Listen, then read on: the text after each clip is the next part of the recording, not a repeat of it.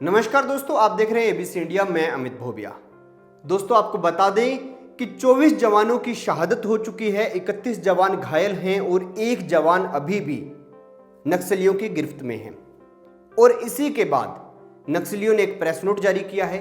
उसमें क्या बोला गया है, क्या पूरी घटना है, वो आपको बता दूं। लेकिन उससे पहले आपको ये बता दूं कि नक्सली कोई आतंकवादी नहीं होते, ये अपने ही लोग हैं। और भारत सरकार पिछले लंबे वक्त से, इंदिरा गांधी की सरकार हो, राजीव गांधी की सरकार हो, उसके बाद चाहे चंद्रशेखर साहब की सरकार हो, नरसिम्हा राव की सरकार हो, बीपी सिंह की सरकार हो, आई.के. गुजराल की सरकार हो, अटल बिहारी वाजपेयी की सरकार हो, मनमोहन साहब की सरकार हो, चाहे नरेंद्र मोदी की सरकार हो, सब सरकारें इनसे लड़ती आई हैं। कई बार बातचीत का मैदान भी तैयार हुआ, लेकिन अभी तक हम इस नक्सली समस्या से उभर नहीं पाए। आपको बता दें कि बीजापुर में जो घटना हुई उसमें 24 सुरक्षा बलों की जान चली गई, 31 जवान घायल हो गए, एक जवान अभी भी नक्सलियों की हिरासत में है।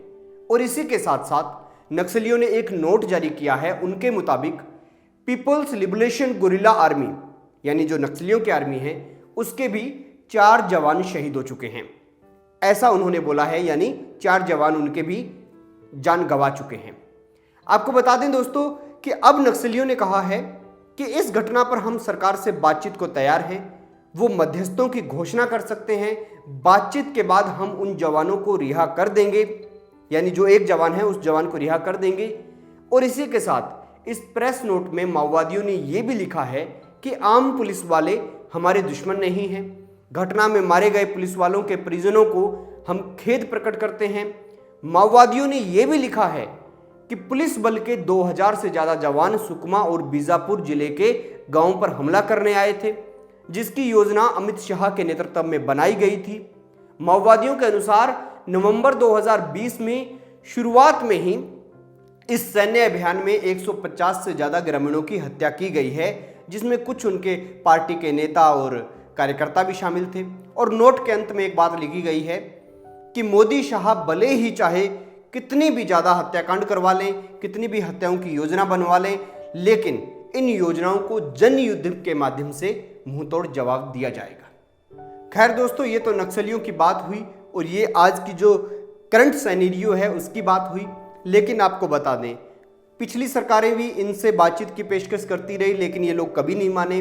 आखिर यही कहा जाने लगा कि आप एक बड़ा ऑपरेशन कीजिए, ग्रीन हंट ऑपरेशन कीजिए, जिसके अंदर ये जंगल में जितने माओवादियों के गांव हैं इनको खत्म कर दिया जाए।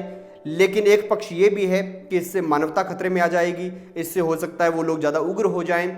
इसीलिए बातचीत भी एक अच्छा रास्ता है, संवाद एक अच्छा रास्ता है। अलग अलग सरकारें अलग अलग तरीके से इनसे डील करती रही, लेकिन आज भी देश जो है वो इनसे निजात नहीं पा पाया।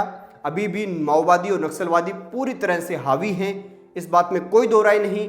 और एक बात, बड़ी बात वो ये है कि अमित शाह ने साफ साफ कह दिया है कि इस हमले का बदला लिया जाएगा। सैनिकों की शहादत व्यर्थ नहीं जाएगी। और इसी के साथ इंटेलिजेंस एजेंसियां प्रहार 3 नाम के एक ऑपरेशन की तैयारी में भी जुट गई हैं, ऐसी कई समाचार एजेंसियों का दावा है। तो देखते रहिए एबीसी इंडिया, आपकी आवाज, आपका विश्वास।